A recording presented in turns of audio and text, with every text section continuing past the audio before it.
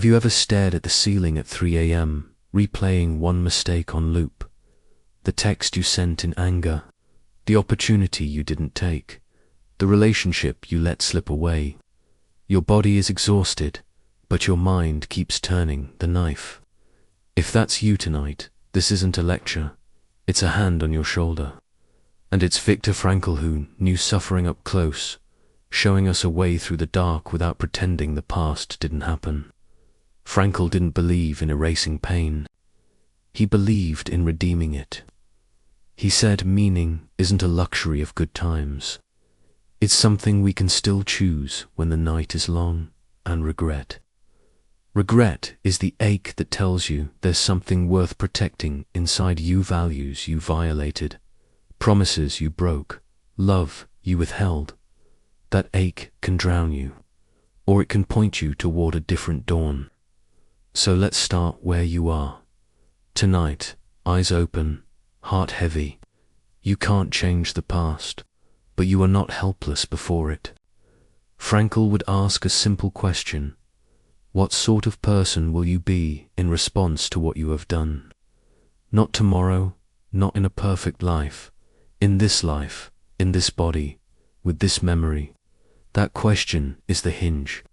It's the quiet door that opens when shame wants to slam everything shut. There's a difference between shame and guilt. Shame says, I am bad. Guilt says, I did something that violated who I want to be. Shame sinks you.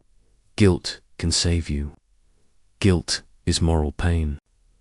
It's a sign your conscience is alive, not dead. If you can sit with guilt without drowning in it, you can translate it into responsibility. You can turn pain into purpose. Here's how. First, name it clearly. No fog, no euphemisms. What exactly happened? What was the value you betrayed? Honesty, kindness, courage, loyalty. Say it out loud.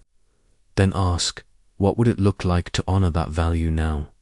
Not in fantasy. In a small, concrete way this week. If you lied, tell the truth where it will cost you something. If you were cruel, make a deliberate act of kindness toward the person you wounded. Or if that's impossible, towards someone who bears the same kind of burden. If you wasted time you can't get back, protect the next hour like a sacred flame. Frankl taught that meaning arrives through 3 doors. What we create, what we experience, and the stance we take toward suffering we cannot change. Regret touches all 3. You can create a corrective. You can experience reconciliation or gratitude. And you can take an attitude of dignity toward a past that cannot be undone. None of these erase the past. They transform your relation to it. Let's make this painfully practical. Imagine you lashed out at someone you love. You want to fix it perfectly, but perfection is just another way of avoiding responsibility. Try this instead. Write a simple, clean apology, no excuses, no bargains. Then give them time and space. The action is yours, the outcome is not. Your meaning lives in the honesty, not in controlling their response. Or imagine you missed a chance that will never come again. The job you could have taken, the risk you didn't dare. You can't rewind, but you can choose an act that carries the same value. If the missed chance was about building something that matters, start building on a smaller scale now. If it was about courage, take a smaller risk this week and keep the promise to yourself. Courage grows by being used, not admired from afar. Maybe your regret is deeper. Years you feel you threw away. A pattern that hurt people. Frankl would not minimize that, and I won't either. But he would refuse to leave you powerless. He would ask, how will you carry this? Not as a secret that poisons you, as a task that refines you. Make amends where you can, and where you cannot, become living amends. Mentor someone to avoid your mistake. Volunteer in a space touched by your past harm. Speak honestly about what you learned, the map of the landmine, so others don't step there. That is meaning. That is love in the form of responsibility. When the regrets come at night, you'll notice something cruel. Your mind tries to solve the unsolvable. It wants to edit history, but the night has a different job. The night is for meeting yourself. So when the loop starts, try this. Pause. Place a hand on your chest.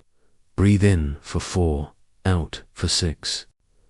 Name the regret once, just once, like you're identifying a visitor at your door. Then ask the question Frankl wanted every person to ask. What task is life asking of me now? Not what punishment do I deserve? Not what fantasy would erase the past? What task to tell the truth, to protect something, to build, to reconcile, to endure with dignity? Dignity matters. In the camps, Frankl watched people stripped of everything still choose how to greet another, how to share a crumb of bread, how to hold faith with a value that no guard could touch. If dignity can survive there, it can survive in your bedroom at 3 a.m., in your kitchen at sunrise, at your desk at noon. Dignity is how you carry the weight. It's not denial, it's a quiet vow. I will not let my worst moment define my next one. There's a technique Frankl used called dereflection. When your attention is glued to the problem, regret, anxiety, panic, you pull it outward toward a task, a person, a value. Tonight, instead of wrestling the regret in your head, aim your eyes at tomorrow's act. Write it down, put it on the counter. Example, apologize by noon. Send the email with the truth. Schedule the counseling session. Call the person. Donate. Begin. The mind wants to ruminate. Meaning wants to move. Another tool is paradoxical intention. Weird name, simple move. When you're terrified of a thought returning, you brace so hard that you invite it back. Instead, you lean into it with gentle humor. Tell yourself, fine, let's do regret. Let's regret as theatrically as possible for the next 2 minutes. Then I'm going to sleep. You'll find the thought losing its claws. It becomes less of a tyrant, more of a visitor. And in that space, you can breathe and rest. Remember the 3 doors to meaning. Through creation, take the smallest step that repairs or rebuilds. Through experience, seek a moment of connection that reminds you who you are, a walk with someone safe, a sunset that humbles you, a note to yourself about one good thing you did today, no matter how small. Through attitude, when you can do nothing else, you can still choose your posture honest, responsible, and kind, especially toward those you harmed. And yes, toward yourself. Self-forgiveness is not self-excuse. It is the decision to stop acting like your past controls your future, and to start acting like your future still asks something noble from you. Frankl believed the human being is a meaning-seeking creature. That includes you. There is something only you can bring, because your experience, even your pain, has carved a shape in you that fits a particular task in the world. It's not mystical, it's concrete. Who needs you now, not in theory, but by name? Here's a short nighttime ritual. Before bed, write 2 lines. First line, one regret I'm carrying. Name it simply. Second line, one task I'm choosing tomorrow that honors the value behind that regret. That's it. Close the page. Place it by your water glass. Tell your mind, the plan exists. You can rest. If the thought returns, say aloud, I've written the plan. I choose rest. There's another practice for the morning. The Frankl morning question. What person, what work, what duty is silently calling me today? Write 1 sentence. Take 1 step. Pair it with a timer for 20 minutes work. Call, repair, clean, learn, show up. Meaning is built in minutes, not in fantasies of redemption. You might be tempted to punish yourself instead of changing yourself. You might deny joy because you believe you don't deserve it. But punishment is not the same as responsibility. Punishment shrinks you. Responsibility enlarges you. It lets you re-enter life as a contributor, not a ghost. When joy arrives, don't slam the door. Let joy sit beside your remorse. Let it remind you that life is still calling. Sometimes joy is not the reward for being good. It's the fuel that lets you keep showing up to do good. At this point, pause with me. If there's one regret that keeps tugging your sleeve, what small, concrete action will you take in the next 24 hours to honor the value behind it? Share it in the comments. Your clarity might help someone else in the dark. And if this kind of meaning-centered guidance helps, subscribe so you don't miss the next deep dive. We're building a place where shame turns into strength. Let's talk about the fear that sits behind regret, the fear that we are permanently stained. Frankl would push back, hard, not with platitudes, but with responsibility. He said the human being always has the freedom to take a stand, even when everything else is taken. Your identity is not a museum of your worst days. It's an ongoing act. You're not a finished portrait. You're a painter, brush in hand, deciding the next stroke. What about regrets you can't fix because the person is gone or the door is closed? This is where attitudinal values do their quiet work. You can honor the dead by how you live. You can honor the closed door by protecting open doors for others. Light a candle. Write the letter you can't send, and then live its promise. Speak their name. Make their influence visible in your choices. That is not silly. That is love outliving the moment. If your regret is about character cowardice when courage was needed, silence when truth was demanded, you can begin to realign by training your courage in small, repeated acts. Make a list of low-stakes truths you're avoiding. Practice telling one each day. Courage grows in increments. It's like a muscle that refuses sudden heroics, but responds to daily stress. Ask yourself, what's the one truth I will tell today that makes me more honest than I was yesterday? There's another trap in regret, trying to be a hero in your head while avoiding the humiliating small steps in real life. Frankl was suspicious of grand intentions. He cared about the next concrete action. If you owe money, set up a plan and pay something, however small. If you broke trust, show up consistently without demanding quick forgiveness. If you neglected your health, move your body today for 10 minutes. The world is changed by stubborn, undramatic fidelity to the next right thing.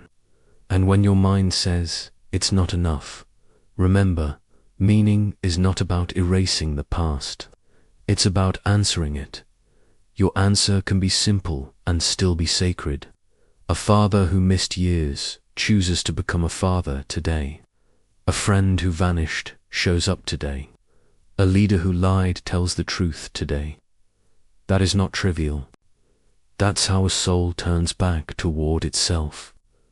Let's talk briefly about boundaries, because regret often makes us try to control outcomes we can't. If someone you hurt needs space, your responsibility is to respect that space. Your meaning is in the offering, not in the reception. If someone keeps punishing you after you've made sincere amends and changed your behavior, your responsibility may be to stop being a target and keep doing good where it's welcomed. Responsibility is not servitude.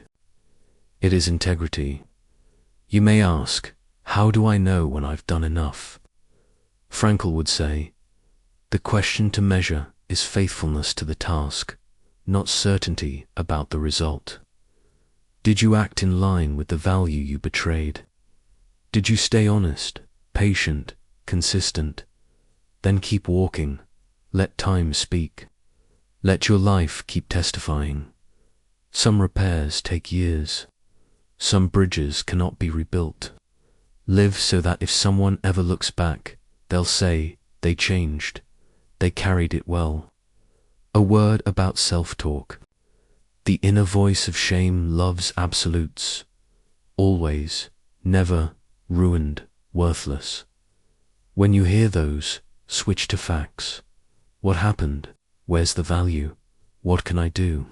And then use language that commits without crushing. Try, I choose, I will, I'm learning, I'm practicing. This is the voice that steadies your nervous system and lets you act. Remember, your brain is a prediction machine. If you feed it doom, it predicts paralysis. If you feed it a specific plan, it prepares your body to move. Nighttime is the worst for many of us because silence turns up the volume on our inner courtrooms. So add one more practice borrowed from Frankl's love of responsibility. Before sleep, offer a brief account of the day to your conscience. Not a beating, a report. What did I do to honor what matters? Where did I betray it? What will I do tomorrow? Then thank the day for the lesson, not because it was easy, but because it was honest. Close with a simple line. I am not finished yet. Then sleep with that sentence tucked under your pillow. There's a beautiful image I carry from Frankl's spirit. He once said he dreamed of a statue of responsibility on the West Coast to balance the Statue of Liberty in the East. Freedom is empty without responsibility, and regret in that light is not just torment, it's a messenger. It shows us where freedom went feral and needs a harness. Tonight, don't hate the messenger. Just don't let it live in your house rent-free. Accept the message, write the task, and send it on its way. Maybe your regret is tender. A child you were too hard on. A parent you couldn't save. A friend you didn't call back. Put your hand on your heart. Say their name. Say, I am going to do something because of you. Then go do it. Plant a tree. Make a donation. Change your calendar. Be kinder to a child today. Call a friend back tonight. You are allowed to move toward the light even if the pain remains. That's what tragic optimism means. We are brave enough to look at what hurts and stubborn enough to keep doing good anyway.